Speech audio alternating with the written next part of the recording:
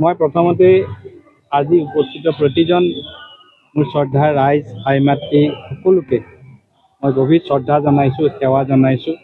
ৰাইজৰ যি বিপুল মৰম আদৰ, এই বিপুল মৰম আৰু আদৰক মই ভাষাৰে বৰ্ণনা কৰিব নোৱাৰিম। মাত্ৰ ইমানেই কৈছোঁ যে ৰাইজৰ মৰমে আমাৰ দায়বদ্ধতা আৰু বৃদ্ধি কৰিছে। সৰুপথাৰ সমষ্টিৰ কাৰণে যোৱা 5টা বছৰত আমি যিমান কাম কৰিছোঁ, আহি থকা 5টা বছৰত তাতকৈ বহু বেছি, অন্ততঃ 4-5 গুণ কাম কৰিবৰ কাৰণে সংকল্প লৈ আগবাঢ়িছোঁ।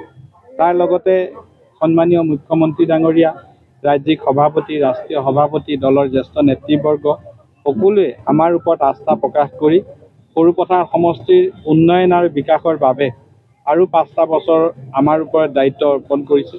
তাৰ বাবে ধন্যবাদ আৰু কৃতজ্ঞতা জনাইছোঁ। আজি এই মুহূৰ্তত মোৰ নিজৰ জন্ম ঘৰখনত আছোঁ। ইয়াতে আমি কৈশোৰ, শৈশৱ, আমাৰ ল'ৰালিকাল ইয়াতে কটাইছিলোঁ। মোৰ স্বৰ্গীয় পিতৃ ৰাজেন ফুকনদেৱৰ আদৰ্শৰে সমাজৰ কাৰণে কাম কৰিবলৈ ইয়াতে শিকিছিলোঁ। আজি তেখেত আমাৰ মাজত নাই। তেখেতৰ আত্মা চিৰশান্তি হওক। তেখেত ভগৱানৰ ওচৰত স্বৰ্গত স্থায়ী আসন পাওক, তাকে আমি কামনা কৰিছোঁ। আৰু তেখেতে তাৰ পৰাই আমাক পিতৃদেৱতাই আশীৰ্বাদ দিয়ক, যাতে কেতিয়াও বিচলিত নহয়, সৎ পথেৰে ৰাইজৰ সেৱা কৰিবৰ কাৰণে সদায় যাতে শক্তি পাওঁ, তাৰ কাৰণে আশীৰ্বাদ বিচাৰিছোঁ।